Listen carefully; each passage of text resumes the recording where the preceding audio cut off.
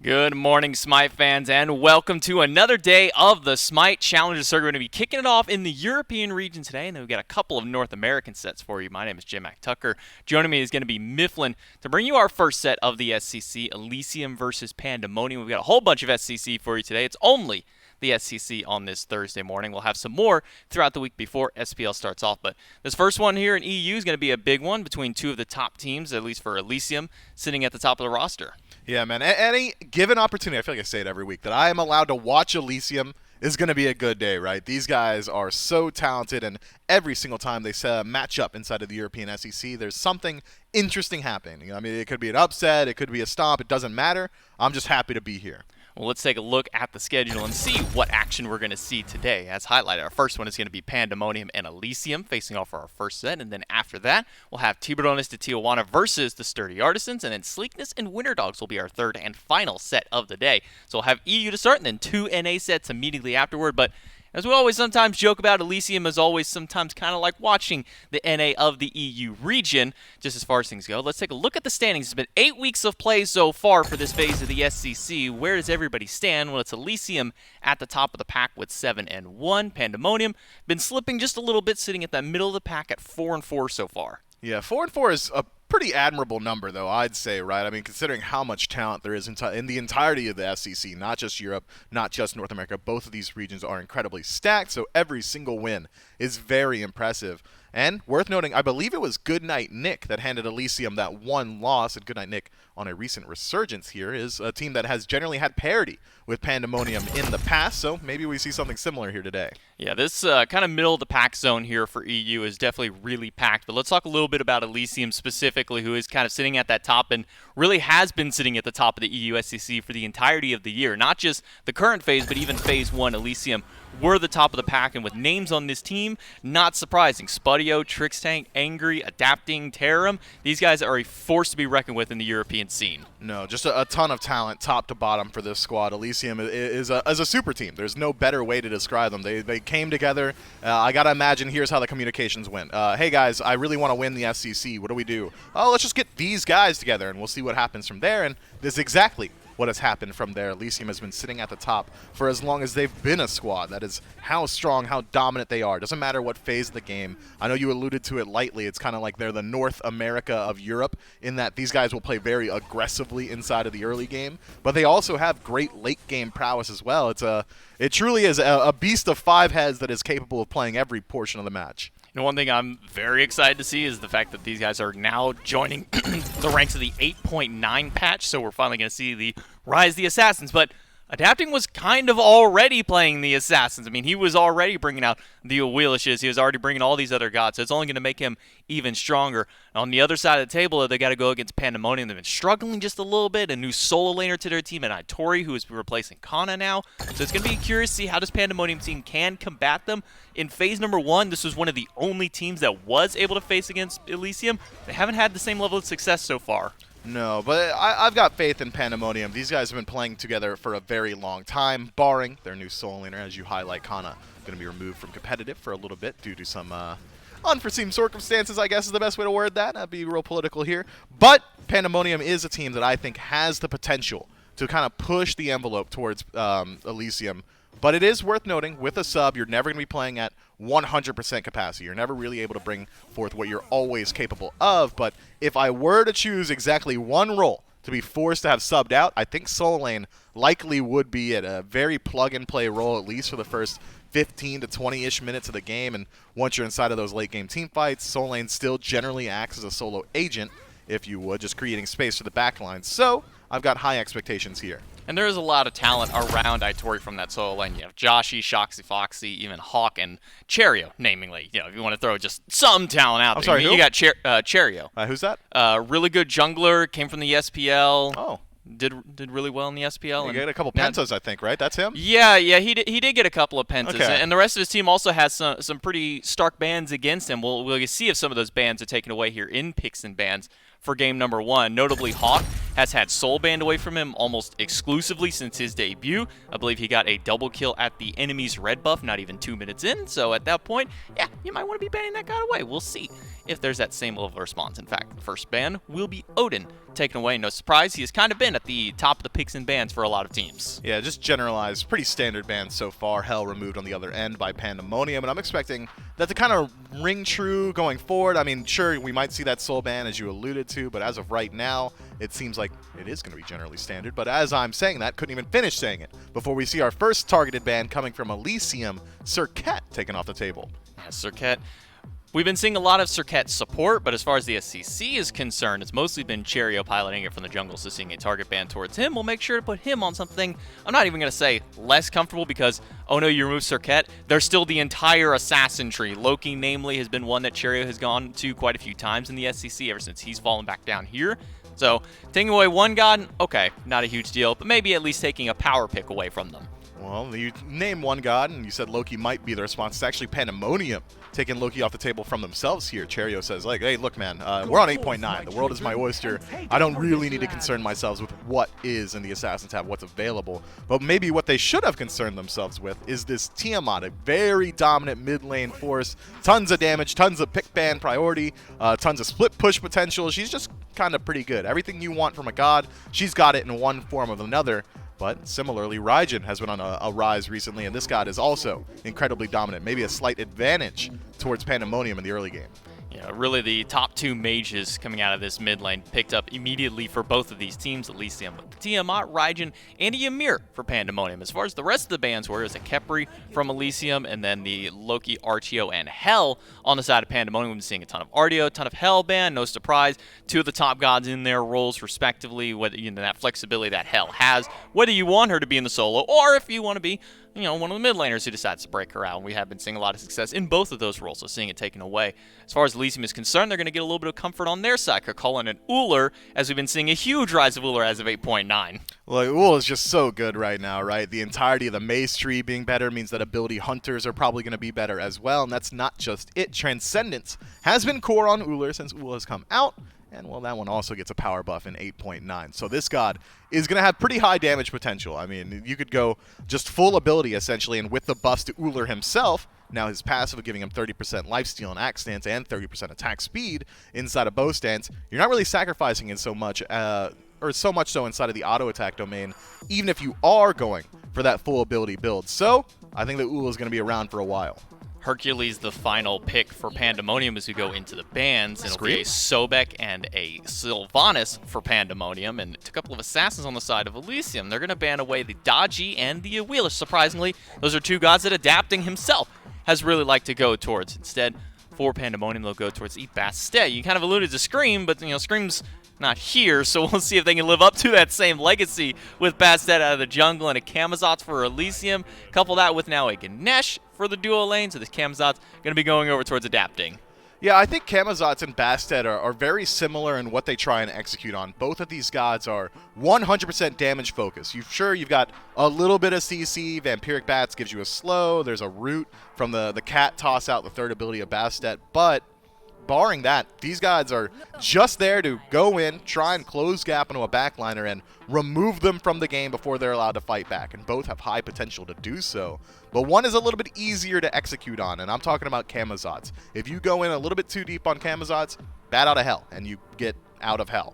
You go a little bit too deep on Bastet, sure, you can jump back to where you were before, but everyone knows exactly where you're headed. This god's been in the game for like 8 years now. You're not tricking anybody, so I'm very excited to see how Cherio pilots this one. Even depending how far you've ran after your jump, that might throw you completely out of the fight, and it may set up for the other team to jump back to a very interesting Medusa as a last pick here for Pandamonium as we hop in to the game immediately. Pandamonium and Elysium here for game number 1. Every god pretty much going where expected, nothing really flexible as far as this composition goes with what was drafted through. It's J-Mac and Mifflin and Doug bringing us out a Bumba's Dagger Hercules solo. That's not something I was expecting, honestly.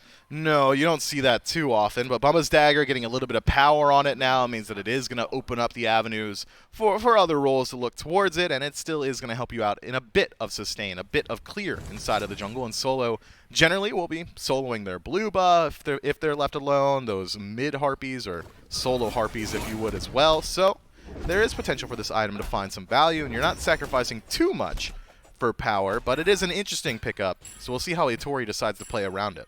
You know, I'm kind of curious with the rise of some of the supports like Sylvanas and Geb. We've actually been seeing a lot less blink out of the support role most recently, especially with this patch. Instead, we're seeing things like the Heavenly Agility picked up. Even Meditation has started to make its way through with some of those buffs that came to it in 8.9. A lot of flexibility has been coming out of the support role. Obviously, yes, we're seeing a lot of Assassins. We're seeing a lot of changes with the Hunter roles now.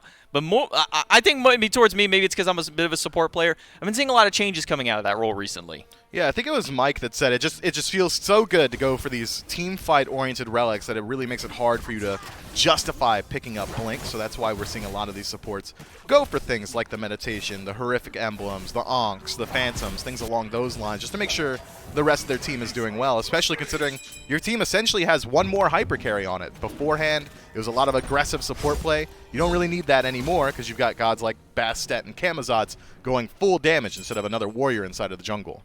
Joshi on this Medusa trying to get some pressure with Shoxy, but I mean this Ullr Ganesh combo, you get Ganesh to throw Turn of Fate, you get some extra power, and now your Hunter's going to clear just a little bit easier. But good poke at least coming from this Medusa. That acid spray with the cone at the very end can be very annoying to deal with sometimes in that lane.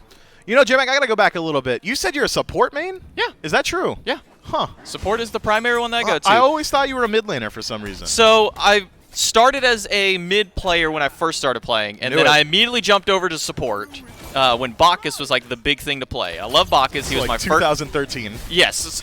I mean, I was like a closed beta player. Not closed. Actually, it's open. I started right when open beta came out. Anyways, but we'll get back to that in a moment. Terra in a little bit of danger. Cherio with the lash and roots him with the cat, and Itori puts him down with the basic. First blood over to Pandamonium over here in the solo lane. Yeah, if we were worried about Itori's performance out of the solo as he is coming in for this team, don't be anymore. Already off to a roaring start is this Hercules, one level up over Tarim thanks to the rotation from Cherio.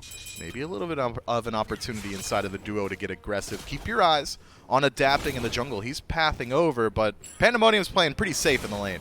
Cherio going to steal away a speed buff because we did see adapting on the right or on the left-hand side looking for a red buff in vain. He was successful in taking that. And I think he recognized that this is something that Cherio's been doing consistently. I think Gormizer put it best. He is the back camp bandit when it comes to the SCC EU region. We've been seeing him constantly take these back harpies away. He'll try for one of these solo lane ganks. If it goes well, cool, we get a kill.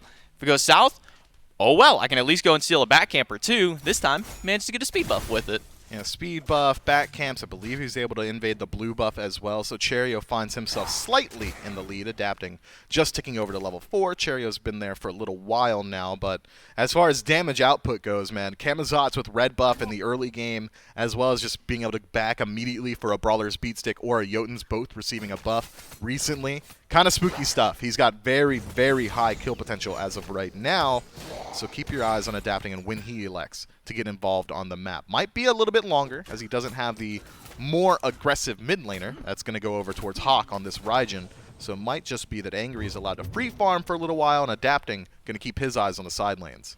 Trixang and Spudio looking for something in duo lane, but they won't find anything. It'll just be Josh and Shoxy sitting pretty far back towards the tower, and they'll make sure to just kind of even out the waves. No real gank potential from anybody just yet. Once adapting hits 5, I imagine he'll probably try and make a dive towards one of these lanes, but until then, it'll just be a state of stalemate between these teams. Yeah, adapting just now, working his way back to base as Shoxy takes some damage in the lane, should be able to work his way out, but maybe not. Pillar's pretty good. Dharmic Pillars will hold him in place, but there's not a lot of follow-up because Cherios rotate over. Ohm will make sure that Cherry can't jump too far, jumps right past him, looks for the cats, gets all 3 to hit Spudio, and the beads will make sure to get him away, but that's going to be a nice disengage for Trix Tank and the boys of Elysium to make sure and get Spudio out. I think if Cherio lands that leap, that's Spudio's life regardless of that defensive relic. So unfortunate drop for Pandemonium here, but at the end of the day, Shoxy Foxy was essentially dead to rights, right? I mean, he was down to about a quarter HP, locked inside of the Dharmic Pillars and surrounded by 2, so Cherio just making the rotation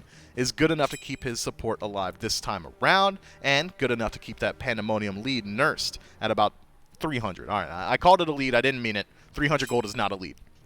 I mean, technically it is. You are up 300 gold. It's not much of a lead, but it is a lead. Yeah, it's not a lead. Hide in the Nemean Lion as a first item from Itori. Not something that we've been seeing too often as of late. It's kind of fallen to the wayside a bit, but I believe it did get some changes with 8.9 as far as how many stacks you're able to pick up with it based on your protection. So we'll see an early pickup from it from Itori. And the Vampire Bats missed by adapting means that Cherio will get to walk away with the majority of his health bar.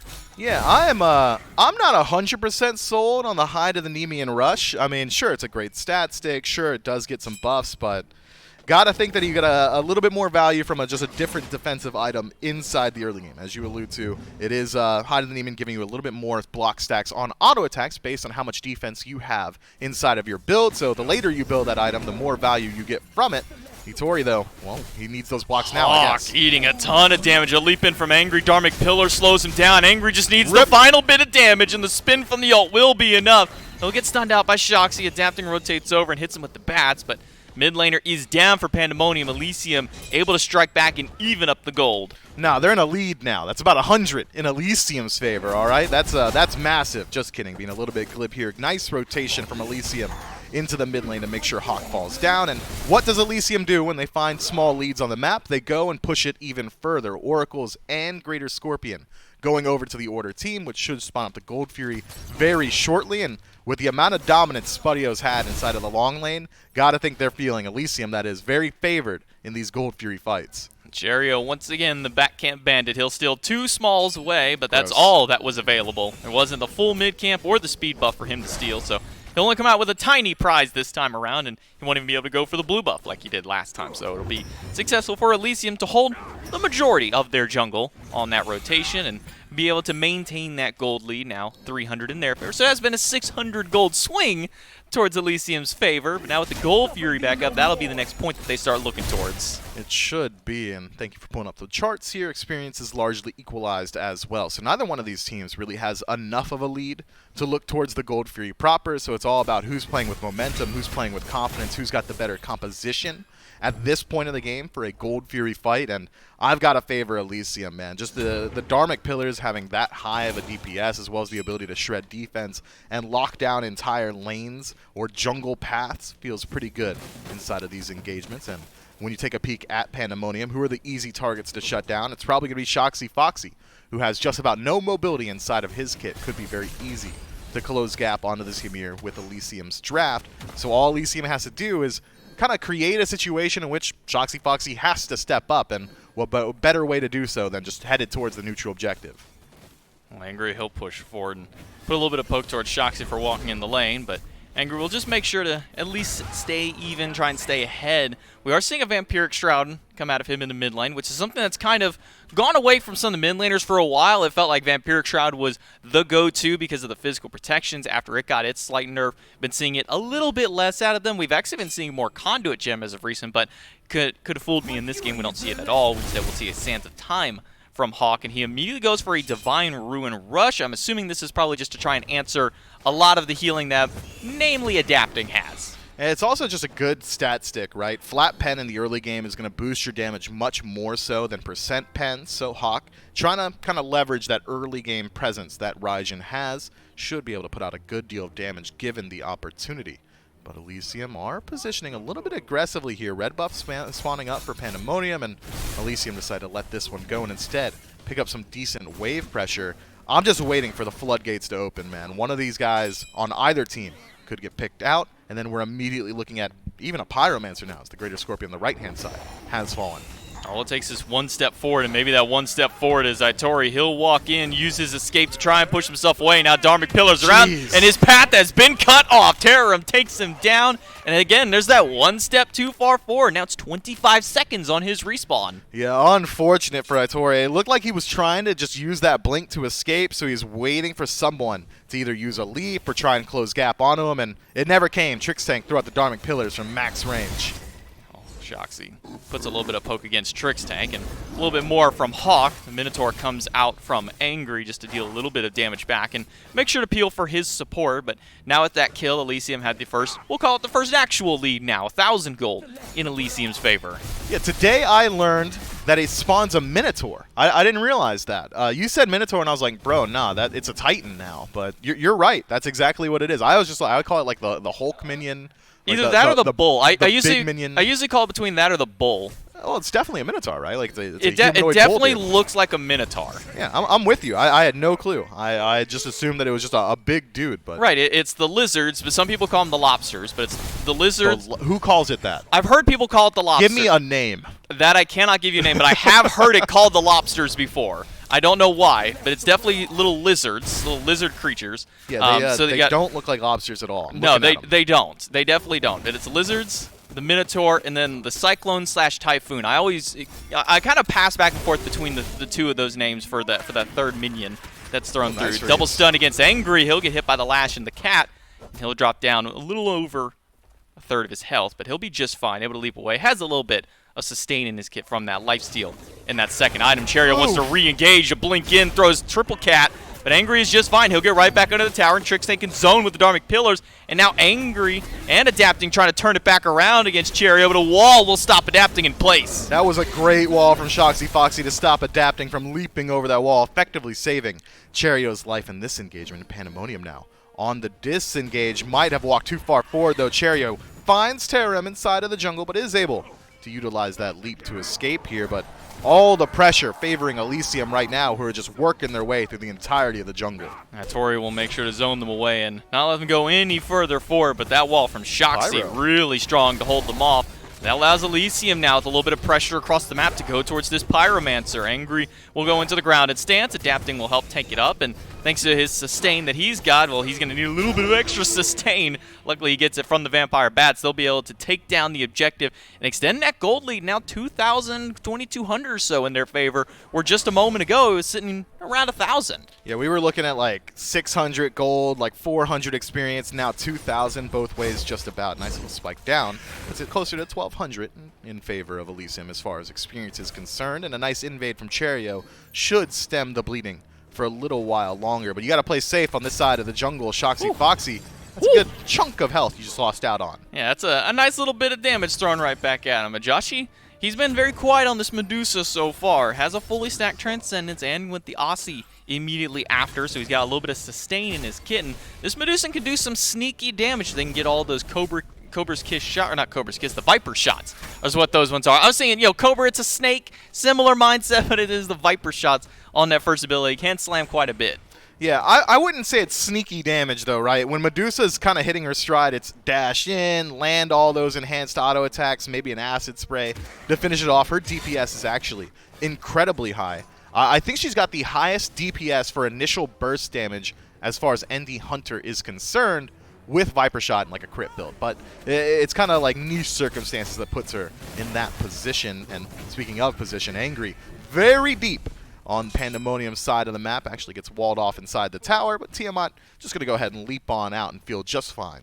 Yeah, the one little bit of comfort that Angry does have is he was in the flying stance, so he could leap away. Otherwise, he would have had to use the blast back from his mobility instead to try and get away after the freeze. But he'll get a hold on to both of his relics, and he'll get on to hold with his life.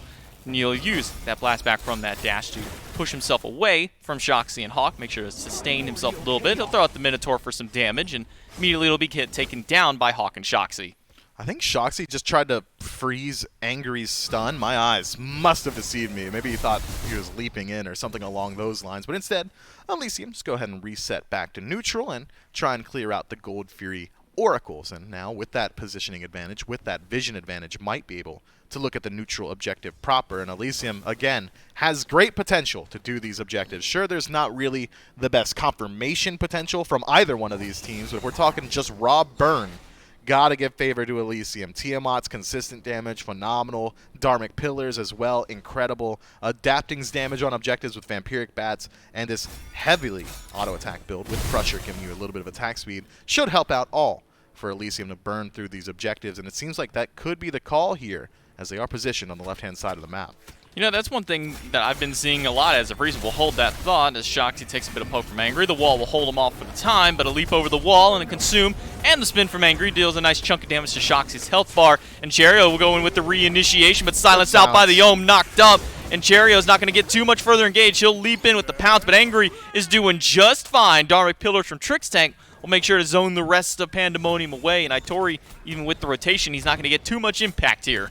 No, he won't. He might get some mid-harpies, and that's just about it. Tarim spots him out on the rotation, but Elysium now resuming their march to the left-hand side of the map are headed towards this Gold Fury. Itori forced to rotate in all the way just to make sure the Gold Fury isn't pulled out, and Adapting goes ahead to reset back to neutral and clear out the speed buff. Elysium is just winning so much on these poke wars, right? You'd expect the team with Bastet to be kind of feeling a little bit better in these short engagements where nobody dies. The burst damage that she has is nearly second to none, as well as that poke potential thanks to Claws, but the self-sustain of Adapting, the tankiness of Trix Tank, all kind of adds up to a situation where Cherio leaps in, gets silenced, loses out on like half his HP bar while he's waiting for the silence to end from the Ganesh, and then leaps out and does not come back in because he's too weak. Seems like Elysium's got a pretty good answer to this Bastet.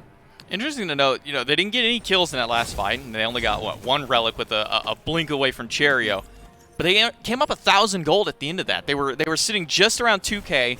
They end that fight, everybody scatters, they're up 500, and now they get a tier 1 tower right with the help of the minions, and they get another 500. So they get 1,000 gold for fighting and then doing nothing immediately afterwards. So I don't know what's going on here with Elysium, but they just have complete map control. And now with the Draugr going down, it's going to add a little bit of extra gold to their pockets. Not a whole lot in the ways of that, but at least making sure to strip any potential of comeback off the map from Pandamonium.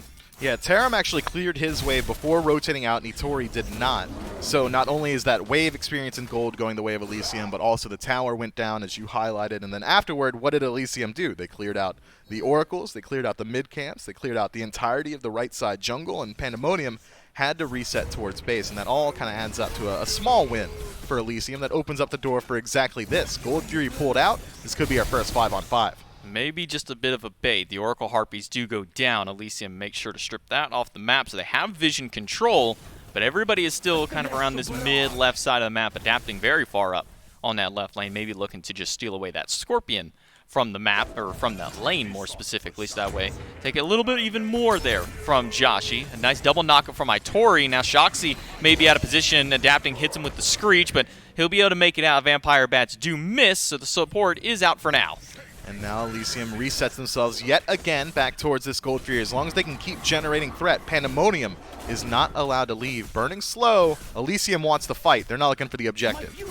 Leash it, and they pull it back. The knockup from Itori misses, and he'll be able to get his heal off for a little bit. Tarim dives into the backline, goes for the ultimate, gets a few, but it's Adapting in danger as Cherio hits him. That'll force the bat out of hell, and Shoxy is low in the middle of the Cyclone. He'll get knocked up. Trix Tank with the Ohm will hold him off, trying to look for the lockdown, and Tarim gets the credit for it after the turn of fate. Now Cherio in a bit of a dangerous spot. Itori throws the boulder, but doesn't connect with Spudio. Tarim is chasing Hawk in the backline. He'll pick up the double kill. Angry picks up Joshi. Itori low, and in the middle of 4, looking for anything to get out of this kill, but he's not going to find anything except Spudio. Gets him after the knockup with the basing, and that'll take him down. But up for Angry gets a double, and it's a 4-man swing for Elysium. Man, Pandamonium just got spread out so hard inside of that fight. I mean, we saw Tarim running amok inside the backline all on his own, shuts down Hawk, was able to run in Joshi whenever he wanted. Cherio tries to take a 1v1 up against Adapting, who was able to disengage and then re-sustain inside of the jungle thanks to Vampiric Bats and Bumbas.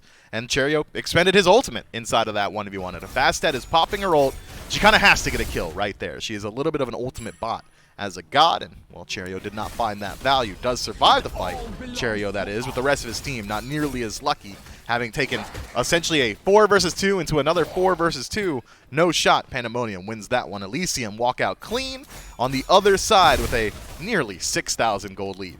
Yeah, sitting over 5,500 in their favor after that fight, which was sitting at 3,000. So they got over a 2,000 gold swing in that fight. 4 kills and a Gold Fury to their name. That'll now set up for a Primal Fury to be the next spawn.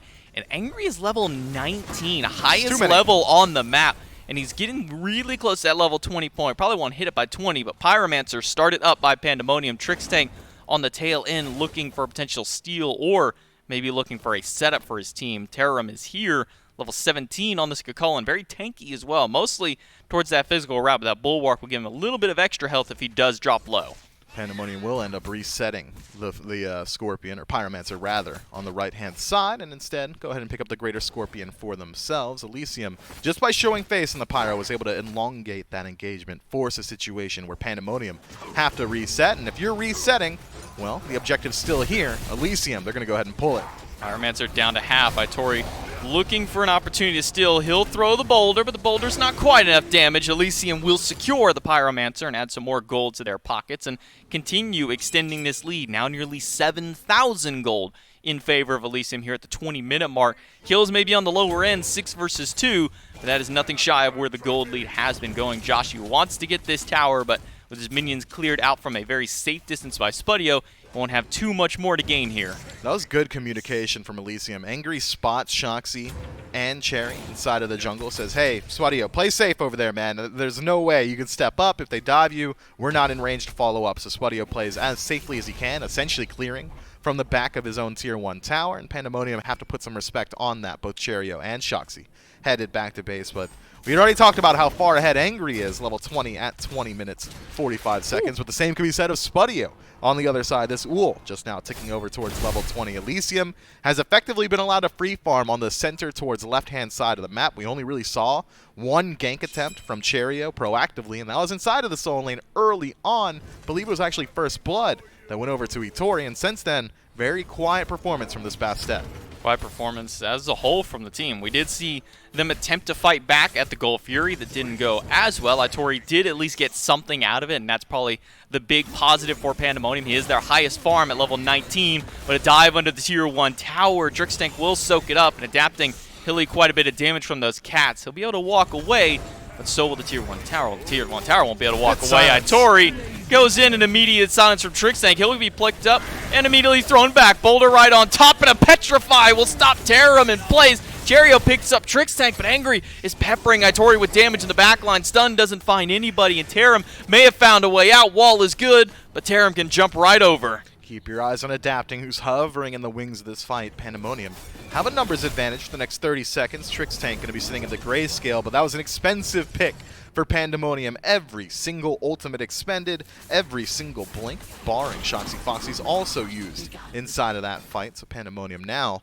have essentially used everything. They're running on fumes, so Elysium decide to split up the engagement, split up the map, put some pressure in left, and force a reset back to neutral. And with Gold Fury and Pyromancer already removed from the map, there's not really much Pandemonium can do to utilize, leverage that lead. And instead, I mean, Trixtank's back up. We're looking at 5 on 5 yet again. 22.5 minutes into this one, and Elysium still sitting with a comfortable lead, which has been cut slightly. Pandemonium able to pull it a little bit back in their favor, but still 5-ish thousand gold feels pretty good at this point. The Gold Fury up in about a half minute will be that Primal Fury, so that'll be a big one that these teams will want to fight for. Get that extra damage towards those jungle creeps, jungle bosses, and jungle monsters as a whole. So more damage to everything that's not a god in the jungle at the very least. Adapting, trying to hit that level 20 mark himself. He's at 18, getting close to that 19 mark. Terram has ticked over to 20, as well as Itori being the first one on his team to finally hit over towards level 20, but Hawk has been struggling to get to that 20 mark. He does only have one stack on his Charon's coin, has a Soul Gem, now looking towards a Soul Reaver for his next items. That way he can get a little bit of extra damage on the back end of it, but Angry is the one who's a little bit further ahead in his build. Already has a fully evolved, or a fully built up Blood-Soaked Shroud.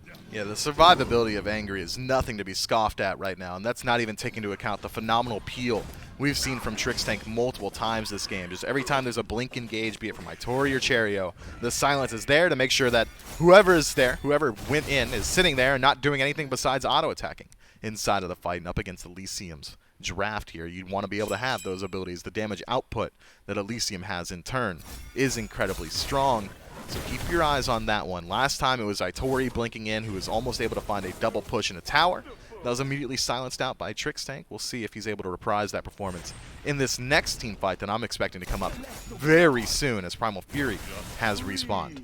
Trixtank gets picked up and pushed back, but no one is there to follow up, especially not Hawk, who's sitting at half health. The poke from Angry really starting to come to fruition for this mid laner. That's going to make sure that Hawk is going to be a little less safe walking up towards this Gold Fury that has already been started by Elysium, is well under half health. There is no answer from the boys of Pandamonium. They're going to try and get at least adapting on this right side. Cherio uses the ultimate, but a blink from adapting and a blink from Cherio. Cat will catch him out, and a blink from Itori. Will they be able to get the finalized chase? The beads a little bit early. The bats miss. Plucked in, picked down. Basic attack from Itori, so they at least trade out one for it. But it's only one for that Fury, and they may lose something more off the tail end. Itori now very deep and out of position, but has so much movement speed inside of the build that he could just go ahead and walk on away from this one. Elysium realizing, all right, not worth my time to chase. That guy's too tanky, he's too fast, and he's healing too much. So instead, he's just going to trade out adapting for that Primal Fury. Elysium, though, with positioning on the right-hand side, with still having all of their ultimates available, may have been in a position to look at the Pyromancer proper, but instead that's going to be Pandamonium pulling that one, and Itori, given the space on the left-hand side, is able to strip away that red buff from Elysium. Pandamonium doing a very good job of just slowing down this game. I thought that Elysium had done enough in the early to push their lead, but Pandamonium saying, got to do a little bit more. Angry is under fire here in the mid-tier 1. Cherio will leap in. Itori comes back, but in the grounded stance is Angry, and he'll make sure he's just a little bit tankier. Beads are available. He's going to use the Aegis and the beads to get away from the ultimate of both the front liners, but it's Taram diving the back line. He'll pick up Hawk. Joshi low, and now in the clutches of Taram. Maybe doom for him. Double kill for Taram. They trade out one. Picking up Spudio is Cherio, and now he'll be able to retreat back towards the jungle. Spudio dead for 50, but Hawk and Joshi also dead for 50, and Cherio not exactly out of this one just yet. The D-transform from Taram should spell the end of the chase. Cherio should be able to work his way out of here, but can't defend this tower, I don't think, not on his own, especially considering how low it is, so Taram should be able to pick that one up pretty easily, push that lead even further in favor of Elysium. And I thought maybe it was Cherio not putting out enough damage in these team fights. Clearly wrong. He's been putting out a ton. His poke, very good. 12,000 damage for the Bastet. You know who's been struggling all game? It's Hawk, man. Take a peek at the damage chart. Second lowest in the game on an incredibly strong early game mid laner. Has great poke potential from range. Have we legitimately seen a Taiko drums this game? I'm not sure. I think we saw one at the Gold Fury, and I think that was only for Peel at that. Yeah, I mean, 4,700 damage, 27 minutes of the game on Ryzen, and I don't use this word lightly, is unacceptable in my mind, right? You got to be able to put out at least a little bit of poke. If you're getting dove inside of these fights, drop Raiju and Thunderclap, and you're like doing like 1,000 damage right there on your own. It seems like Hawk in every single one of these engagements is getting dove, and I'm not going to mince words. Elysium has a great dive composition between a Cullen and the Camazotz out of the jungle, but the damage output from Hawk should be better. Trixtank, he'll get caught by the freeze from Shoxy. The wall is good to hold him off, but the rest of Elysium is rotating over. Taram is here. Trixtank will be picked up again and thrown back. This time has to use Dharmic Pillars. A blink in from Cherio. Finds Angry and gets the leap out of him, but it's a bead from Cherio trying to go through. He's in the middle of 3. Will the damage from the dot be enough to take down Spudio? Will not. Instead, he'll be adapting. Trading out and taking down one. Fire Giant pulled in the midst of it, and Taram diving the backline again. Hawk has no chance to get out. Itori is trying to find Angry, throws out the boulder, but it's not enough damage. Itori needs a little bit more with the leap out from the mid laner. He'll make it through, but Spudio frozen. Spudio knocked out. Itori picks him up again. Adapting, though, has worked his way around the backline, and Itori is not the target he is looking for. Hits him with the Screech and disengages immediately afterward. But yet again, Elysium comes out ahead inside of the engagement, 2 for 1. Favoring the Order team, and that's all Taram just diving Hawk on his own. Sure, Hawk isn't doing a ton of damage in these fights, but maybe a little bit of appeal could go a long way for this guy. Shoxy Foxy has effectively said, hey, yo, Hawk, you're on your own, man, and maybe that's feeding into some of the lacking damage from this mid laner.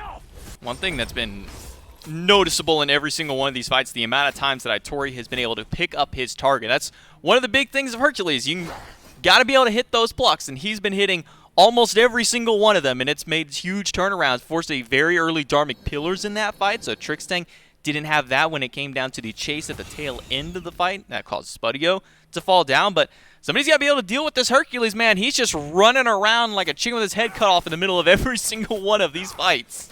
Yeah, look, the Hercules is doing a great job disrupting the backline, but I don't think he's generating enough threat in his own right that Elysium needs to address him directly. Instead, they've been winning the team fight kind of around Itori, and they're like, all right, yeah, you're going to hit driving strike. That's fine. You'll stun me for a second. I'm going to go jump onto Cherio. I'm going to go jump onto Hawk, and that seems to be a good plan for the Order team so far. And look, it's hard to lock down a Hercules, especially with this build, the amount of survivability that he has. Itori is essentially just a walking tank. Itori, he'll walk forward, but he'll be able to juke away from the axe toss. The Cyclone will chase him for just a little bit of extra damage. He'll be able to heal up some of it thanks to the help of that mitigate wounds, but with that Divine Ruin online, that'll make sure to mitigate some of it. Stun just off the mark against Shoxy, so he'll be able to walk away. The Poke War, a little bit in favor of Elysium here. Trixtank did take quite a big chunk from Hawk, so Hawk can do some good damage. It's just a matter of him being able to get that damage. Kind of an weird, interesting reaction there. I guess maybe his driving strike wasn't up immediately at the time, so Adapting was able to leap away. But for now, Trixtank still looking for an opportunity to get some extra health back, as he still took quite a bit from Hawk, but he's slowly regenerating it back. Yeah, Pandemonium's just biding their time for a couple of key relics to come up. Cherio's beads just now coming off a cooldown. Itori's beads going to be available to him in just about 15 seconds, so don't expect Pandemonium to play aggressively until those relics are available. Meanwhile, on the other end, Elysium, they're fighting at full strength right now. Every single ultimate is available. All the relics are up as well. So once the opportunity has arisen for them, gotta think they're gonna be looking towards the Pyromancer, potentially the Primal Fury, and force an engagement onto Pandemonium. I know we've been sitting and nursing this gold lead for the last 20 or so minutes, but Elysium's still sitting at about 6,000 in their favor. But 31 minutes in, that's paltry, man. There's not a lot of gold separating these two squads. Pandemonium are approaching full build, and Trixtank taking a lot of damage. Trixtank under half health. He doesn't have his dash to get back. He gets taunted right back in the ultimate, but Shoxy's not able to confirm the kill, and instead it's Harem in the backline. A terror to Joshi. He'll pick him up, but it's a 1-for-1 trade. Trixtank does go down, but Harem is looking for even more. Hawk is now in danger. He's going to need some extra peel. The freeze misses, but Tarim doesn't have any further follow-up. Hawk able to make it out, but Shoxy may not be so fortunate. A good wall may have just been enough. It blocks the Vampire Bat, so Adapting and Tarim walk away, but here comes Itori from behind. Angry might need to be careful, but instead Itori does just walk away. 1-for-1 trade. Gonna favor Elysium yet again. Trading your support for a Hunter feels pretty good, and Elysium, having forced out the majority of Pandemonium, are able to fall back and pick up a Pyromancer for themselves as well. Maybe they did think about pulling the Enhanced Fire Giant. Tarim a little bit overzealous in that one, and the rest of the boys say, hey man, you're half HP. Let's go ahead and reset and take this next team fight. Small wins where they lie. Elysium now at least gonna have a little bit of additional movement speed when they reset back to base and try and rotate back in towards the Enhanced Fire Giant. 32 minutes into this one, but Pandemonium's got a lot of time to work with here and good damage output. I thought maybe we'd see him start it, and we will. Shoxy Foxy going to go ahead and pull it, but Spudio and Tarim, they're just around the bend. They're missing Joshi, hasn't made it back yet, so Fire Giant will be held on to by Itori, but immediately leashed after. It is an Enhanced Fire Giant now, pull against Spudio. Immediately will get the beads from the Hunter. Trixtank used the Ohm just in case, but now one relic down for Elysium. And that's a huge one to lose out on, man. Spudio has been kind of elusive inside of these team fights. At least still has the Aegis available to him, but if Itori's able to pull him yet again, should spell the end of this Ull's life. So expect him to play very far back inside of these engagements. Maybe that opens up the door for Cherio to try and look up for a flank, but Cherio's on the opposite side of the map. Pandemonium, they've given up a lot of positioning around the Fire Giant. Elysium doing the exact same. Neither one of these teams actually stepping into the pit itself. So maybe we see something else split up this map. There could be a split push potential. I'd expect Adapting to be the one to do that for Elysium. The same for Pandemonium, their jungler. Could be a good target of it. Maybe we see one of these squads send their Hunter over towards the Primal Fury to try and break this stalemate. But as of right now, I mean, this could be in contention for one of the longest Fire Giant dances we've ever seen. We do see a couple of lizards in mid, a couple of sets of them over in left side, so there is some split push potential by just nature of the Tiamat. Shoxy, he'll eat a bit of damage from Elysium. The team is all spread out. Itori's in the right lane, but with that Raiju hitting Trixtank, that'll be a disengage for Elysium, and Itori immediately jumps in the backline. As soon as he does, he gets stunned, and he'll have to back off down to half health. Tarim in with the ultimate, finds 3, but not going to do a whole lot more damage. He'll pop the thorns and walk forward, but now it might be a walk back to try and peel as Cherio is rotated in, but that's going to be the life of the jungler. Pandemonium now down 1. Yeah, Cherio drops Spudio down to 50% through his Aegis. That's how much damage Bastet has at this portion of the game, but despite all of it, you need to be able to apply it, and you're not able to do so through that defensive relic. Elysium now, with the numbers advantage, the positioning advantage, and the HP advantage, are in the best position so far this game to look at the largest neutral objective on the map, Fire Giant. Still standing and still remains unpulled, but 30 seconds left on Cherio. Elysium already having made the reset. Spudio rejoining his team. Now's the time. Spudio is here, so he'll finally throw some basics at it, and he's hitting pretty hard so far with the Zool, almost 400 in auto thrown at it. And Itori, he'll try and walk forward, but he'll get knocked up by the Cyclone. Fire Giant down to half health. Spudio still doing quite a bit of damage. Will there be an engagement from Pandamonium? No, it'll be Elysium. Dharmic Pillars come out to hold Itori in place. Joshi is low. Shoxy is low. He'll have to walk away, but adapting, leaping over the wall, looking for the kill in the bat out of hell. Will be used as a disengage as Itori is starting to walk towards the carries. Cherio's now on the respawn, on the mend, and able to rejoin his team, but 3 members of Pandamonium are back inside base. Elysium, though, unconcerned, are going to go ahead and reset themselves here. Pandamonium desync their backs, so now it's going to be Hawk and Itori joining the base. And Pandamonium doing a good job of making sure there's at least somebody always close by, always near the Fire Giant to put up a defense. But Elysium, despite having 50 seconds left on Cherio's respawn after that initial pick, were not able to establish enough dominance to look at the Fire Giant proper. Pandamonium, again, just by showing face, are able to stop that objective from going down. Neither team has great confirmation. Neither team went to live it up to a coin toss, which means that this Fire Giant dance, which has been going for, I don't know, like 16 minutes now, it feels like, could go on a little bit longer. And it definitely alludes to what you highlighted not just a moment ago, but even earlier in the game, is there's not a lot of secure on either side. It's probably the biggest instant burst of secure that I can see would be something like the boulder from Itori, but that's sitting for what, maybe 500-600 damage at most at this stage. I think it's Tycho. You know what? Legitimately, it's Pounce. Pounce probably does have the most burst. It's like 1,000 damage when you use your ult. Yeah, okay, so maybe that is the most burst they have. Yeah, it's not bad at all. But you're banking everything on best at pouncing in time. That's putting a lot of faith in your jungler. Maybe they'll have enough faith for it, as adapting under quarter health to let's use the bat out of hell to run away. Use the third swipe, but hits the wall, and Itori, he'll be able to punish him for it. That's one big pick on the board for Pandamonium. Angry low, but that's not low enough. Joshi gets taken down in the middle of the pillars. Itori looking for another one, and Hawk will finally put himself on the board, picking up Spudio. Itori chasing out Angry and a dive in from the mid laner, trying to pick up Angry, but Angry turns it right back at him, leaping in the middle of all. The spin is enough. Triple kill for Angry. Itori pushes him against the wall. Shoxy is diving under, but Angry is turning it right back to him. A knock up under, blast back, and the Cyclone thrown out. Shoxy is down. It's a quadra kill for Angry. And he can continue the chase. Itori has a lot of movement speed, but he's also got a lot of people on his heels. Root no good, but the knock-up is. Itori's getting low. The knock-up is good. There's no push to follow up after a boulder thrown at him. Angry is trying to close him out. The Cyclone is there, looking for the damage from the first shot. It won't be enough. The leap in won't even be it. Terram steals the Penta, but it's a full wipe of Pandamonium. Man, Terram would be benched so fast if I were on that team. Get him out. That is a toxic play, but he's been doing a lot for the squad. 8-1-5 is the Kakon, and Angry comes up in a big way. And this is the sole reason I'm not willing to hear it from Twitch chat, from the other casters, from competitive players, or Reddit.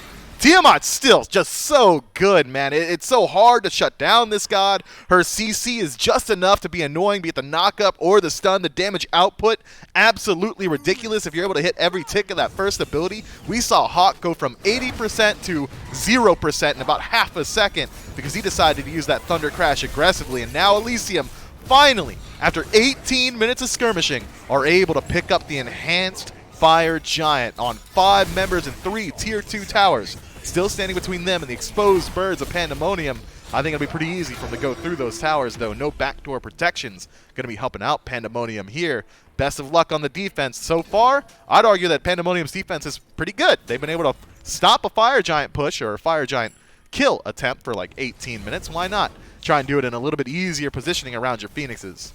And even through all that anti-heal, Angry had just enough sustain in his build to be able to keep him alive through all of that. I mean, Hawk dove in on top of him, threw a Raichu on him, and then the silence immediately after from Angry makes sure that he can't throw Percussive Storm, so Angry never takes the damage from Raichu, able to turn around. I mean, Angry really showcasing why this god is still a top pick. If you had any doubt in your mind that Tiamat may not be a top pick because of X, Y, or Z performance. Look no further than here. And even I would say in our, what was it, the last SPL set today also had a Tiamat quad. Yeah, this guy might just be good. Yeah, I think so. This is mid-chasm so far inside of this game. It is nearly 40,000 damage outputted by Angry already, 38,000 to be exact. And compare that to his contemporary Hawk, that's 14,000. It's less than half.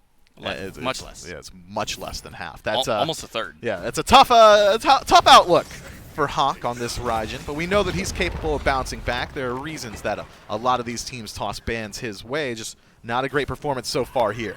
Hasn't been able to find too much success on the Raijin. Now looking towards the left side of the map. Phoenix is the target for Elysium. A wall goes up just to block a little bit of the damage, but that's not going to block the Primordial Onslaught coming from Angry. He'll throw out the Cyclone at Shoxy and try and zone him away from the Phoenix. A little bit of damage goes the way of the support, but not a whole lot just yet. Elysium not really fully committed to diving towards this left Phoenix just yet.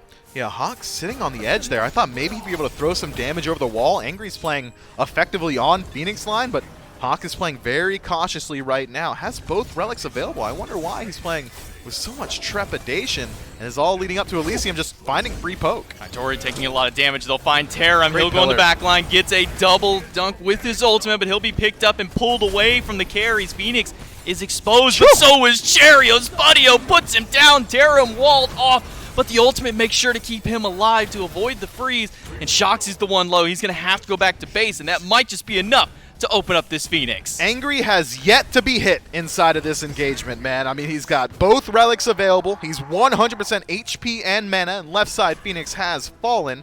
Pushes his damage from 38,000 to 45,000. Puts out 7K in that fight. Yeah, I was just about to say, he went up like 7,000 player damage, and he didn't kill anybody. That was just raw poke. Just poke coming on Phoenix from, line. Yeah, at the Phoenix, and no response. He's full health, full mana. A lot of that thanks to the help of how much MP5 that he has in his kit, but the Angry has got to be answered to in this fight. Maybe Itori is the one to do so. He'll walk forward. No, okay, never mind. The Phoenix is now Is that done. Raiju? That may have been Raiju. I think a lot of that was Phoenix damage too. Okay, if Raiju's doing 10% just by bouncing to Angry, this Tiamat is not nearly as tanky as I was giving her credit for, but it is going to be a split push attempt. Adapting. One on the right, able to strip the attention of Hawk. Ooh, Itori, Shoxy low, Shoxy picked up, and Shoxy put down. It'll be Taram starting off the fight, and Angry picks off Joshy. Hawk has to leap away to try and get back, but he'll be forced to use his ultimate defensively, pushing Taram and Trix Tank away. Mid lane Phoenix is down. Cherio diving in, looking for Spudio, but Spudio not going to fall low enough. The Aegis makes sure to keep him alive. Now Cherry at half health, and Angry still sitting at full. They'll be able to regen just a little bit, and now look towards this right side. Right side Phoenix is a afterthought here. Elysium going to pick that one up with 0 contention from Pandamonium. 40 seconds left on Shoxy and 40 on Joshy. The duo lane of Pandamonium going to be absent for the near future, but Elysium no longer has Fire Giant on their belts, which means they've no longer got the sustained advantage. If they can find one more poke, that should be enough, or pick rather, but they're low, man. I don't think they stick around here. Adapting was looking for Cherio and missed just about every ability in his kit against it. So Cherio will live, and Adapting and the rest of Elysium will back away. Enhanced Fire Giant has worn off and will respawn shortly, about 30 or so seconds out. So Elysium will take their prize and head back towards base. A little bit over 3-4K in everybody's pockets. That'll be power potions, power elixirs, maybe even some defensive elixirs, if we do seem to see one coming out of the support or the frontliner. Instead, looks like across the board, everybody just wants some extra damage. You know, while we're looking at the damage charts, they're only 9,000 from Adapting as of right now. I mean, it hasn't really come up because I'd argue Angry's done enough to make up for just not having a jungler inside of this one, but Adapting not doing a whole lot at this point. 1, 2, and 6 is the jungler for Elysium, but a lot of the heavy lifting's been completed by the two topping the damage charts. 9, 1, and 7 for Taram out of the Soul Lane. 8, 0, and 8 for Angry out of mid, going undying so far. 43 actual human minutes into this game, and now we get to resume the exact same positioning we were looking at just a couple of moments ago. Both teams positioned around the Fire Giant, but this time Pandemonium, no Phoenixes to their name. Tori in the backline, he'll get stunned out, but he's able to get away from the dash from Trix Tank, but he's still in the middle of no return. Itori falling low, half health. The ultimate from Angry is good, and Adapting finds Cherio all by himself. Itori low, Itori will be taken down. Angry with the credit for the kill after the knockup from Trickstang and an ultimate from Shoxy just to delay the inevitable, but it's Hawk all the way in the back line, and Spudio puts him down with the axe toss. Tear him low, but not low enough. It's a full deicide from Elysium. GG, Elysium. Dominant in this one, but maybe it takes a little bit longer than they would have liked. 25-9 is going to be the slash line to end this one out, and Pandamonium in that last engagement hit the Hail Mary button. They said, look, we're not favored in the fight. We don't have a great positioning to fall back towards. If Enhanced Fire Giant goes to Elysium, we lose the game. So we're going to all in here on this Fire Giant siege, and just does not work. Oh, yeah. Well, look at all those minions. Yeah, they didn't have time to work with either. No, look. You could have let the minions in the game. That would have been one to add. Toxic. It would have been toxic. I mean, there was what, like 4 waves of minions there. It would have literally taken an extra maybe 2 to 3 seconds for them to kill that, compared to having Spudio throw some damage. Maybe a little longer than that. You know, it's about sending a message, right? And you want to show some respect to your competitors. You can at least auto attack the Titan yourself. I think if there's any respect that needs to be had, it is towards Angry here with this sir. Tiamat. I think that enough warrants a ban. If you're not first pick, you better be banning this god. As we get ready to jump into game number 2, let's go ahead and take a quick break. It relieves ourselves from the action that we just got to witness. We'll come back shortly in just a couple minutes.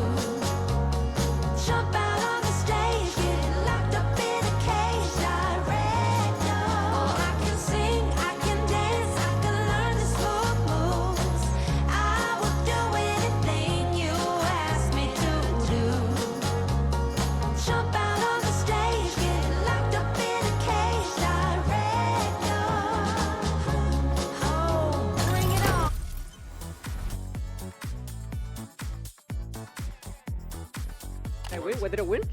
You win the respect. You're telling me an alien wore this? Perfect. Okay. Okay, that was a good cut. Messaging him to mute. The best graphics you really need, ultra, of course, and I can probably watch a stream on the side. Content's gonna look good. Pretty good, pretty good. If you want to catch any of the behind-the-scenes content that goes on off of the Battleground, you can go to our YouTube channel at youtube.com/SmitePro to see all of the SPL action. In fact, there's another series that went up. Yours truly actually has the SPL weekly recaps. If you ever miss the SPL, me.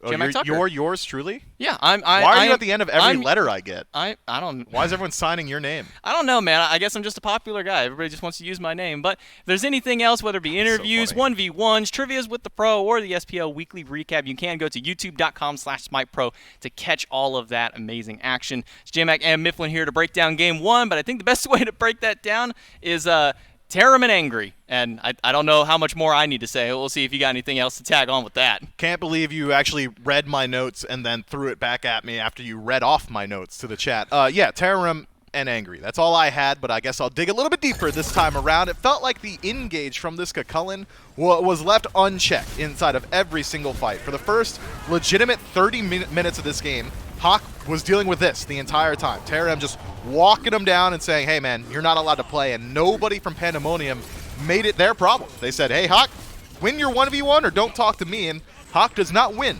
that 1v1 up against Tarum. What was the rest of Pandamonium doing? You must be wondering to yourself if Hawk is getting accosted all on his own every single team fight, just like this yet again.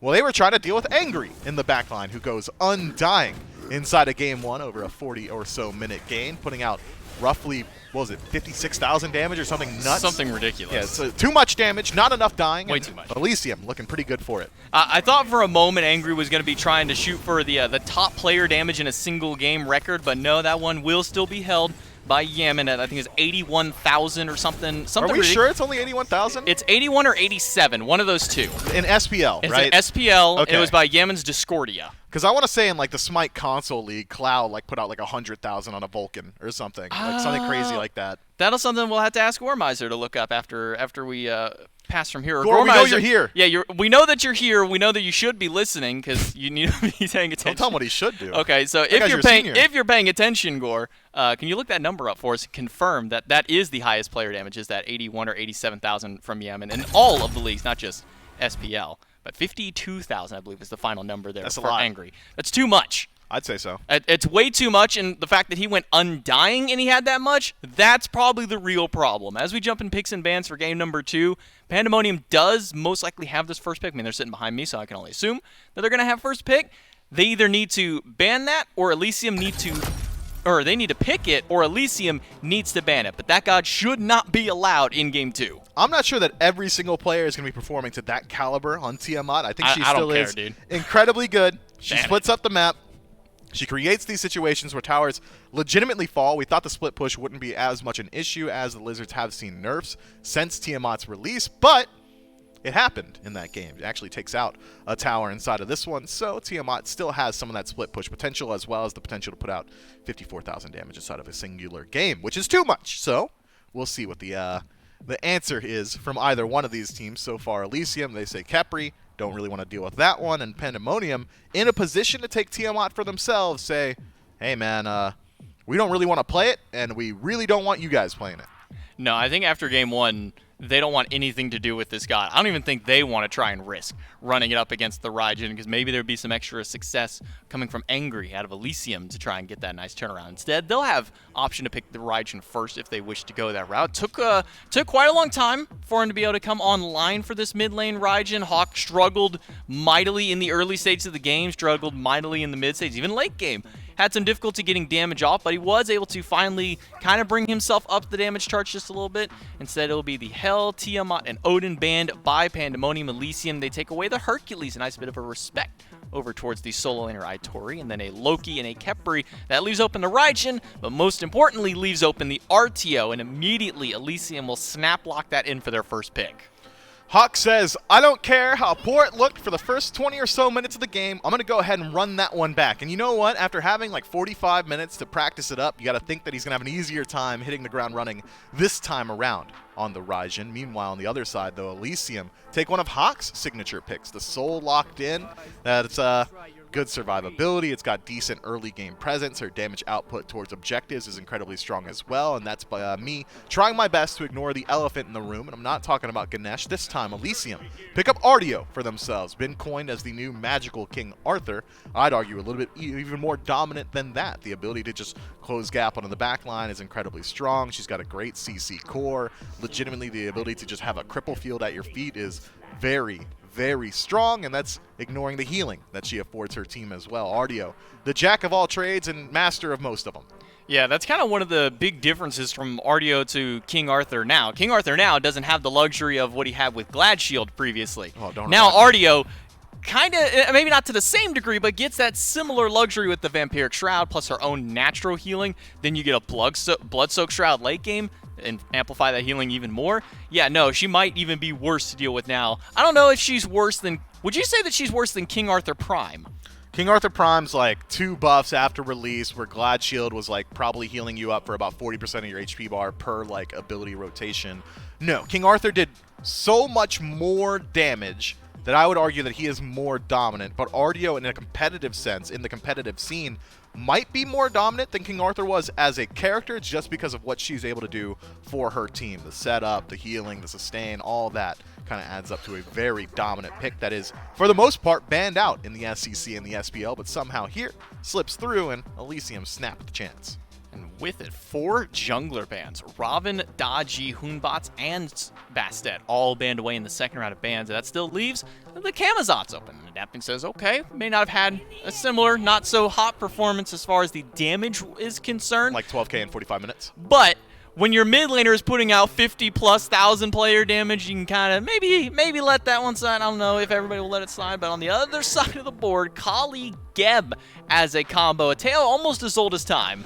Ooh, I'm getting chills, right? The Cherry Kali coming out. He's got Geb to keep him alive inside of these fights. Sun Wukong to create space in the back line. And then large AoE ultimate from Ho Yi just to make sure that Raijin isn't getting run at nearly as much as he was in Game 1. I like this draft from Pandamonium, but I like both of these drafts legitimately. Elysium, it's hard to argue against some of these picks that they've netted for themselves between Fafnir, Artio, even Heimdall, all very high priority picks at the SPL level. Camazotz, sure, doesn't have a great performance in Game 1, and now that he's reset to the early game here in Game 2, that's generally where Camazotz hits his pace, so maybe adapting able to do a little bit more this time around. I think if I'm Pandamonium, the only thing on my mind is, man, I sure hope Elysium doesn't close gap onto an objective at any point this game. Between Fafnir, Soul, and Heimdall, Gold, Fury, Pyro, even Fire Giant just will not last very long. I'd even throw Camazotz in that mix of agreed. objective shred, especially if adapting goes with the route that he had last time. Let's get ready to jump into game number 2 between Elysium and Pandamonium. This is sure to have some sparks flying between them. Elysium up 1-0. Pandamonium want to try and slow this momentum. They've done one good thing of slowing the momentum. They took the Tiamat off the board, but they gave up the Soul, which has kind of been one of those big picks for Hawk. More than anything, I'm almost surprised he didn't go towards it. Instead, he wants the Raijin, and Angry will pick that up. It's not something that's foreign to Angry. He has picked this god up a couple of times throughout the SCC. We'll see how he does it here in game number 2. Yeah, Angry's actually got a very good Raijin in his own right, so maybe Pandamonium utilizing Hawk's pick as just another additional ban here. So we'll see how this one pans out. I think that, if anything, I want to see a more concentrated effort from Pandamonium in this game to make sure Angry isn't free farming. There's no reason this guy should be hitting level 20 at 20 minutes, going undying over a 45-minute game. Maybe a little bit easier to do so this time around, as he is playing Soul to separate that good of a disengage tool, but this time Cherio also on one of his signature picks might be able to get involved. A little bit more so in the mid game. Early game Kali is still not very good. A little bit more passive of a duo lane from Pandamonium. Shoxy and Joshi don't have, I'm not going to say they have back clear, but they don't have the best. Geb not really known for his clear amongst the Guardians, so they'll be pushed back just a little bit.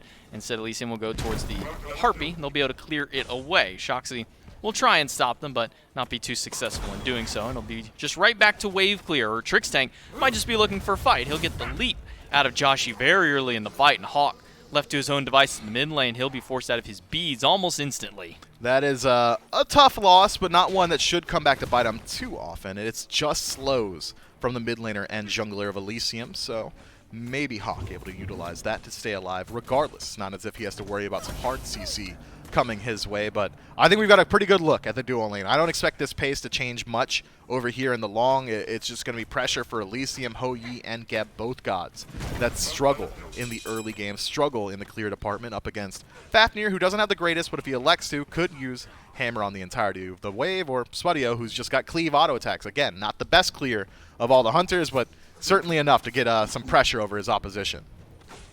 I'm curious if Cherio is going to become back camp bandit once again this game. He did it last time, but that was just because adapting made a very dangerous, I'm not going to say dangerous, made a very long rotation towards the opposite side of the map, so it opened the way for him. Maybe he gets something here. Trixtank goes in with the leap against Joshi. He'll eat quite a bit of damage, him and Shoxy. Both falling low under the tier 1 tower, and Itori in a bit of danger, though not too much. He will be able to make it back towards tier 1, but this Sun Wukong has been sitting under tower consistently this game, and now Cherio may be the one in danger. It's a rotation from Tarum and adapting towards his back camps. They're not going to find any camps, only one.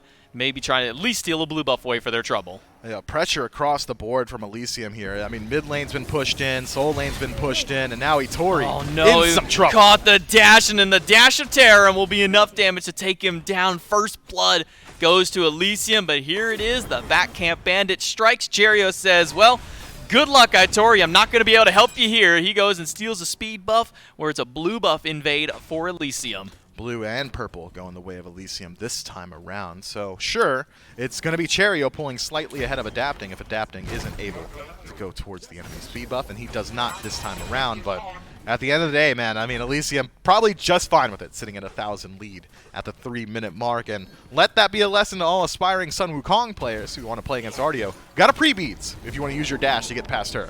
Tarum, he'll be stunned out of his dash. Cherio able to stop that one right in its tracks, but he's sitting level 4. Adapting hasn't hit that level 4 just yet and only went for an invade of his own.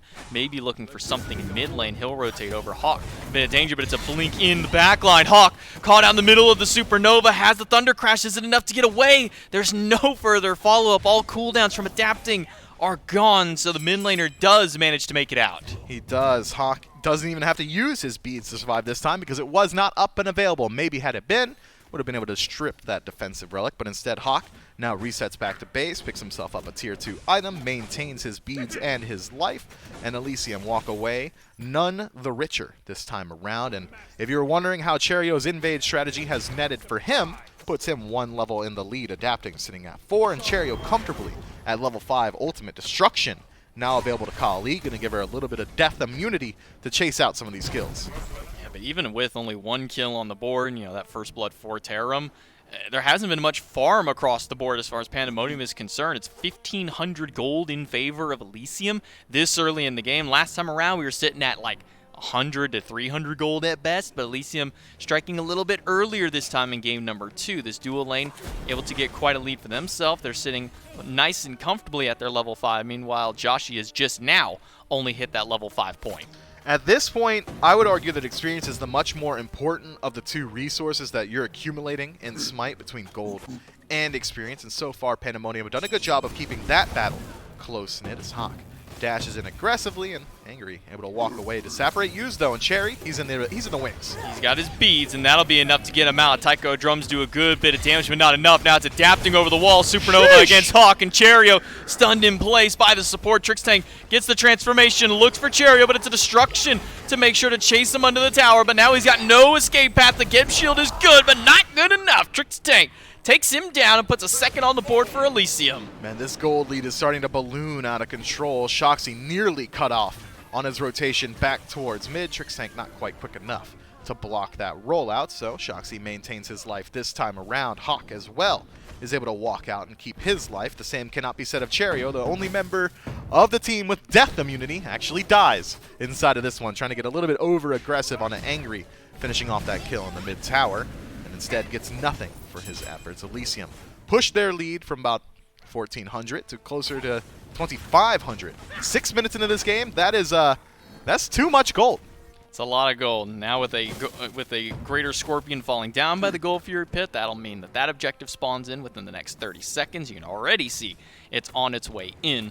And with the gold lead that Elysium have established, now teetering closer, as you highlighted, that 3,000 gold mark where, I mean, last game it took them, what, like 15 plus minutes to get to this point, and then it sat at like 6K until almost 35 minutes in the game, and then that's when we finally got to see it kind of balloon out here. So Elysium going for a much more early pace this time compared to game 1. Yeah, it seems like they're just trying to utilize the fact that Cherio, playing this incredibly light game slanted god, can't really get too involved in the early, so Elysium pushing their lead wherever they can. And now that Gold Fury is spawned up, that is where they can go next. We'll see whether or not they actually elect to push their lead there in the near future. Again, their burn potential is just crazy between this Soul, this Heimdall, and this Fafnir, but instead it's a blue buff invade yet again, and adapting, he's got good burst. We'll see if he can get it.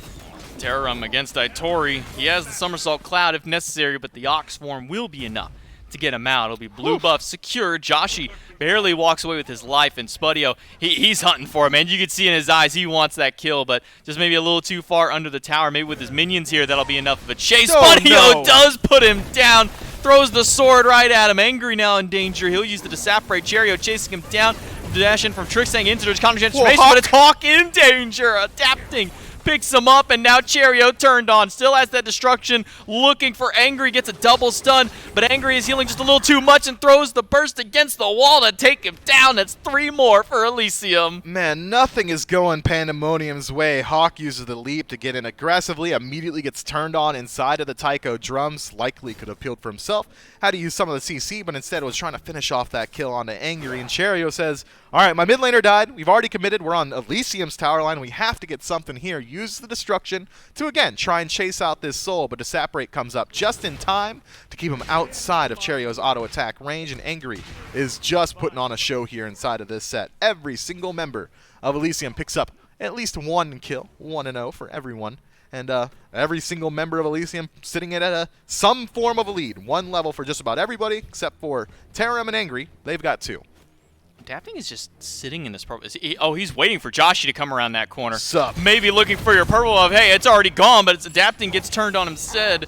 Be a leap over the wall for both of them, diving into the tower, and make sure it's with the bat out of hell, and Spudio's help. They take down the Hunter. A little bit of bullying against Joshi. Yeah, Spudio did not need help in that lane, by the way. He went for the 1v1 build, Ikavale early on, as opposed to Joshi's Transcendent. So Joshi already not having the fight potential, now sitting at a 2, maybe 3 level deficit if Spudio is able to pick up a little bit more farm before this Hou-Yi respawns. Things are getting a lot worse for Pandemonium before they get better. Maybe if Cherio is able to hit something here, find something for himself besides a death, things could have turned around, but no, make that 7 for Elysium. Yeah, big stun by Trickstank. That locks him in place, and that's 5K. enough for a supernova. That is a 5,000 gold lead that you are seeing, Mifflin. Just under 10 minutes, faster than a 500 gold per minute that Elysium have been able to pull ahead. Not just farm 500 gold a minute, farm 500 more gold a minute than Pandemonium. Yeah, I'd have been F6'd if I were Pandemonium here, man. This is long shot odds, and it's like I've already said, yeah, Pandemonium's got good scaling in the late game, Raijin, Kali, but it's not like Elysium's gonna get any weaker. Ardio, Soul, Fafnir, Heimdall, all gonna be incredibly strong in the late game. This could have been one avenue back in for Pandemonium had Elysium left it up to a coin toss, but I don't think they need to. They're like, yo, why even risk it? We're sitting at like nearly 6K now at the 10-minute mark. Might as well just keep doing what we've been doing and not leave it up to risk. We can shred it now, or we can shred it after we kill them. That's kind of the mindset. I mean, they have a Fafnir, a Soul, a Heimdall, and a Camazotz. Objectives don't stand a chance. I could have said any one of those coupled with a Fafnir, maybe outside of Camazotz. I could have just said, a Hunter or the Soul. But any combination of that with a Fafnir, objectives are not safe, no matter what. So why go for the 50-50 if you don't have to? Yeah, and they do not. If you want any indicator of how this game has gone, Hawk, level 10, is now staring down the barrel of a Dwarven Dragon, Trickstank, the support for Elysium, who is also level 10. So Hawk going to be struggling mightily inside of these team fights. And Terram had made it very clear in Game 1 that Hawk is the goal for him. And now a level 12 Ardio with a 2-level lead over Sun Wukong. Got to think that Terram can just do it again. Trixtank is the same or higher level than everybody on Pandemonium. That's pretty that good. is not a fun indication of how the game is going for Pandemonium with a Pyromancer up or not much longer. Adapting and Angry will be able to take that one down. That'll be another nice little pot of gold going the way of Elysium and maybe looking for an extra kill. Cherio is being bullied by Terram inside of his own jungle. Cherio will get rooted, but Adapting has to use the Bat out of Hell to avoid the Cataclysm from Shoxy. That ultimate on cooldown will miss, and Terram says, all right, well, right back to the fighting we go. And then immediately into the Tycho drum from Hawk, who is forced to use the beads defensively. Puts a little bit of damage into Terram, and I meant it when I said it. That was a very small amount, and that should spell the end of every single bit of Pandemonium's fight potential. Destruction, Tycho drums, and Cataclysm all used. Tori, I don't think he learned his lesson from the last fight. His decoy will be killed almost immediately as soon as he jumps out of the cloud. It'll all be a matter of can he make it out. Terram wants to lock him down, but he's under that tier 1 tower. Shox is here to play defense, but he used 3 ultimates in that one fight just to only get Adapting's ultimate. They got the meditation, maybe that's a big one, and they got beads from Terram. But all ultimates, aside from Adapting's, are still online if they go for the re-engage. Shoxy might have to learn the lesson the hard way, or maybe it's Hawk who will have to learn a lesson trying to fight a level 14 Ardio when you are only level 10/11. And then the mid tower went down because Hawk rotated out. Shoxy Foxy, the support, is inside the soul lane, getting dove inside the tier 2 tower at the 12-minute mark. Not and fun. Elysium going to put the 8th one on the board here. Gold, experience, all in their favor. Pandemonium, good luck. I'm not, as a caster, I'm not allowed to be biased, but good luck. Joshi under tier 2 tower has to run away. His tier 1 is still up. Spudio is just diving this hard against me. He's level 14. Cherio No, don't do may it to him. potentially be soloed here by Don't do it. Trixtank, but Cherio will walk away. Trixtank may be looking for another target in Joshi, but Joshi under that tier 2 tower, he'll be able to walk away, but he'll lose another purple buff. That one will go over towards Spudio, and, well, Hawk walked up, and that might be all that Hawk gets to do this game is walk forward. Thunder Crash comes through to get him out. Cherio on the back line will find a double stun. Diving in now against Spudio, has destruction, but Spudio makes it out only for a moment. That's 1 now for Pandemonium, but Cherio eats the supernova. He'll walk away. Cataclysm not going to save Hawk's life. Adapting on the Bat out of Hell, gets out of danger and gets the kill. Yeah, it looked like Elysium wanted the Gold Fury, but they got Cherio engaging on them for their efforts, who was able to pick up at least 1 kill on a Spudio, putting Pandemonium on the board. That's the first one, 13 minutes in, 10 total kills inside of this match, and Spudio going to be struggling to find some farm as he's dead for like 30 full seconds, but unfortunately for him, he went to base in a body bag at least 3 levels up over his opposition, so doesn't have to worry too much about Joshi as Tori tries his best to steal speed buff. Well, he does steal speed. Now is the question of can he get out. His beads are gone. Terram is here. The bull he's out. will make sure to get him out. Nice Ox transformation. He's going to make his way out of that fight. Level 12 on the Sun Wukong versus level 15 Ardio. It's a similar situation we were in earlier, where Trixtank is the same level or higher than everybody on Pandemonium. And if we take a nice little peek up at the gold, we're sitting at nearly 9,000 in favor of Elysium. At this stage of the game, we're not even hitting that 15-minute mark just yet. And Fire Giant may very well be a potential talking point for Elysium, but with everybody on this right side, that could just set up for the Gold Fury. Trixtank and Angry may just be more than enough damage to take this out by themselves. Look, you're 10k down, Pandemonium. Just go full commit onto this Ardio and try and find a Fire Giant for yourselves. You're not getting to that Gold Fury in time. Elysium gonna pick that one up, push their gold lead so far forward at the 14-minute mark that I think it should be illegal. 10,000 in their favor, just about, and experience also just about 10,000 in their favor. It is blowing my mind, not how well Elysium is playing, but more so Pandemonium's mental fortitude to stick in this game and respawn for the 9th time this game and then walk out of base yet again. These guys are wild. Adapting will look to try and steal the purple buff away. A ricochet from Josh, who is off the mark, and he'll be able to secure purple, so that's at least one benefit going their way, as they do get their buff this time. So Joshi is happy. He finally gets to pick up his purple buff after losing the last, like 3 or so, maybe more. I don't know if he's gotten one since the first. Yeah, don't call it a comeback. They've got him exactly where they want him. Pandemonium and Joshi in particular able to pick up their second purple 15 minutes into this one. Red buff invade attempted by Elysium, and I believe Pandemonium are able to secure it this time around. Hawk wearing it proudly around his belt, and Elysium have to run away with their tails tucked and nurse their 10,000 gold lead 15 minutes into a game. They're crying, man. They didn't get 2 of their buffs. They went for 2 invades. They lost 2 invades. Maybe they can make it up for getting a kill. Hey, beads. Or at least get a set of beads. Hawk has to use his and a Z. speed. Teleports right under. And, well, you know, Itori stole 1 speed buff, so it only makes sense to try and steal another one. Adapting will be successful in taking that one away. Itori now has to watch as his speed buff on his side of the map is taken away. Meanwhile, on the left, Cherio trying his best to make something happen on the map. The only person who have fallen so far is Spudio. We'll see if he can do it again. Spudio will throw up the sword to get a little bit and throws out the ultimate and say sayonara to Cherio and sayonara to Shoxy Foxy. He dies in the mid lane. Spudio walks away. Oh, Hawk's dead. falls to adapting, and Cherio in between the towers. We'll just have to watch as Spudio still lives on, and it'll be an unsuccessful gank for him and turns to 2 on the opposite side for Elysium and a tier 2 tower. J-Mac, you a betting man? Depends. I'll put $3 grand. No. on Okay. You're insane. Elysium. You're still insane for even putting that amount. This is Smite, man.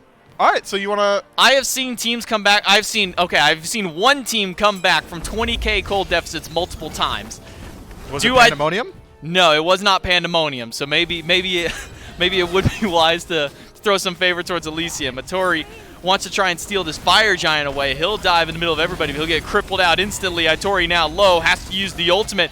Will get up in time. And we're from Elysium taking a bit of damage from this fire giant. They're slow burning it, trying not to let Itori steal, while Spudio gets a solo kill against Cherio. Fire giant managed to take down 1 because Itori holds him off just long enough. But it is a fire giant going to everybody else on Elysium. Unfortunate for Adapting, gets to sit in the grayscale for 40 seconds while the rest of his team has a great time taking out a Pyromancer. Shoxy Foxy, nice attempt to try and steal this one away. Unsuccessful this time.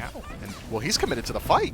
That's quite a bit of damage coming from that Cataclysm now that it's had its little change to deal some flat damage. And maybe that's my one favorite thing about this buff was that Geb can actually kill somebody now with the Cataclysm, where before, if you ultimate, like 5% health, it's still not going to kill. You're just going to deal a little bit of that percent damage to it. But now Shoxy, he'll get turned around, sent through the realms, and we'll have a nice little welcoming party as soon as he lands, right into the cripple field from Terram, and he'll be taken down. Who's going to be the one to get it? It will be Spudio. Spudio puts another one on his belt here. That's 2 many kills, 4-1-1 for the Heimdall, and maybe tied for the highest in the game right now, but Angry's still undying so far within this set. Level 18 at 18 minutes, on good trajectory to hit 20 at 20 like he did in Game 1, but this time around Elysium with a much, much more commanding lead at the 18-minute mark. 13,000 in their favor. Fire Giant on 4 members and only 1 Tier 2 tower from Pandamonium still standing between the unbridled force of Elysium and the exposed Phoenixes of the Order side team.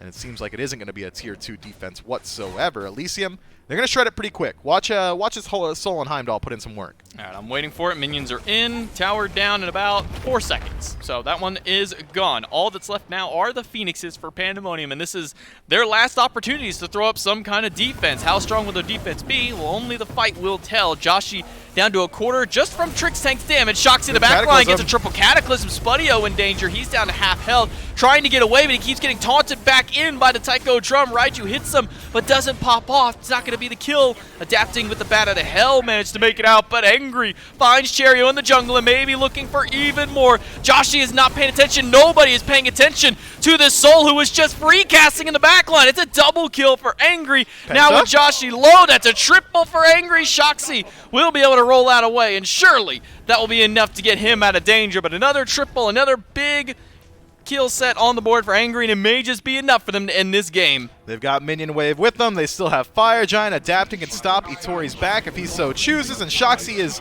but a level 13 rock. This Titan's going down quick.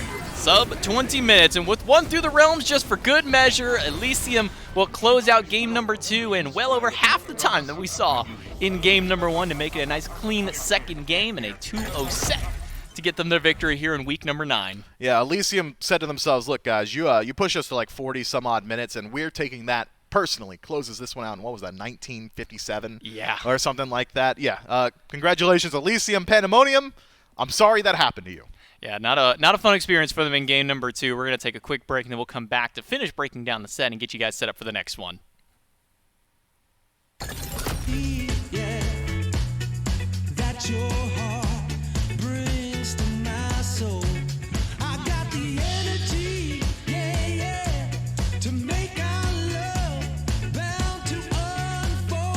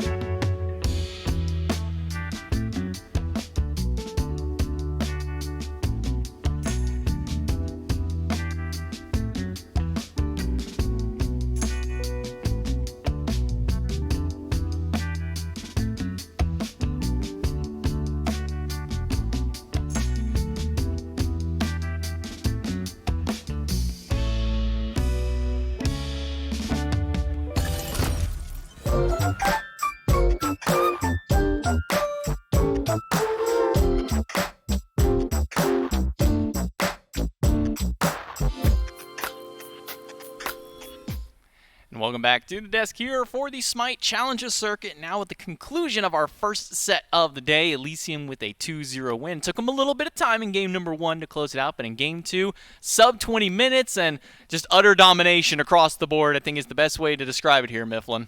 Yeah, I think in that very last team fight, Pandamonium used every single one of their ultimates bar one. Those Cheerios doesn't get used. And that's kind of indicative, I think, of the entirety of the match, man. Everything that could have gone Pandamonium's way just straight up doesn't. I mean, there's a couple of fights at mid that looks like it might pan out for them, and it doesn't. Maybe an objective steal might go their way. That Fire Giant in particular, with Sun Wukong just kind of hovering nearby at low HP, that doesn't. But you know what does work out? Everything Elysium ever tried that entirety of the set. Or maybe at least just game 2.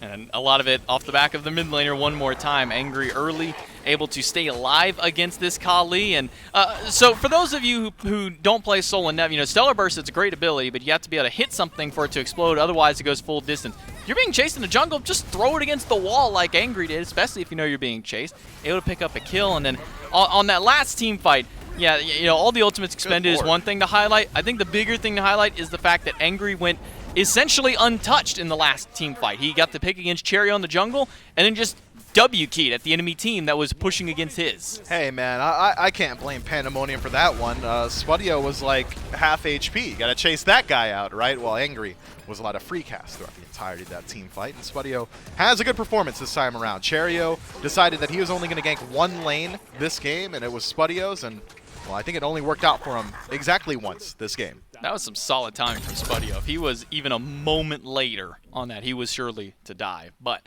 it is a 7-0-3 game for Angry, so it's, what, 15? No, he had 9 kills, I believe, in that. 9-0. Yeah, went 9-0, so he ends up 16-0, and he had 10 assists, so 16-0-13 over the course of 2 games. That is a solid slash. Because I remember it was 10-10 for him and for his solo laner. Because it was 10-1-10 for Tarum in that first game. 13,500 player damage in game number 2 to couple with the 52-ish some odd thousand player damage in game 1. Yeah, when your mid laner gets to average over 30,000 over the course of 2 games, it's a pretty good time here for Elysium. Yeah, Angry absolutely putting on a clinic this time around, so maybe puts a target on his back for future sets up against Elysium. Everybody in the league, the European SCC, has to watch that game and say, wow, man, maybe we don't let Angry just completely dominate us for, like, what was that, combined, like, 60 minutes. I think it's something that everybody's been talking about for such a long time for this mid laners. People need to be paying attention to Angry, because you cannot be letting a guy free cast his Tiamat and Soul in the midst of team fights. Let's take a look at the schedule and see what we still have ahead for us today. We're done with the EU SCC just for today. We'll have some more on Friday and Sunday. But for the rest of today, we got Tiburones to Tijuana facing off against Sturdy Artisans and Sleekness and Winter Dogs the set after that. So we still have plenty of SCC action, but we're going to be taking over to North America. And a nice look at the standings to see where everybody falls in place after here. Well, it's not really going to be much of a change. Pandemonium's still sitting at that 4th seed, and Elysium will still remain the number 1 seed. And with that win, that will secure them pretty close to being the 1st seed. I don't think that Joystick can take away, because I think Goodnight Nick was the only team that's actually taken a game off Elysium, so they've had the head-to-head record, even if they do end up tying at the end of it all. Yeah, so Elysium very comfortable sitting at the top of the standings as of right now. So the only really shift-ups we could see are potentially Goodnight Nick in contention for that 2nd seed spot. I believe they actually do play against the 2nd seed this week. Yeah, it would be a big matchup, so if we do end up having that one, you'll have to double-check as everything goes through. But Elysium, with a win today, means that they're pretty safely secured at 1st seed, means that they don't have anything to worry about going into the final week of play. But that's going to be it for the EU SCC. We're going to take a break, and we'll come back with the North American side and let the battle begin. Hey, I'm leaving, so I'm saying peach it now. Peach it.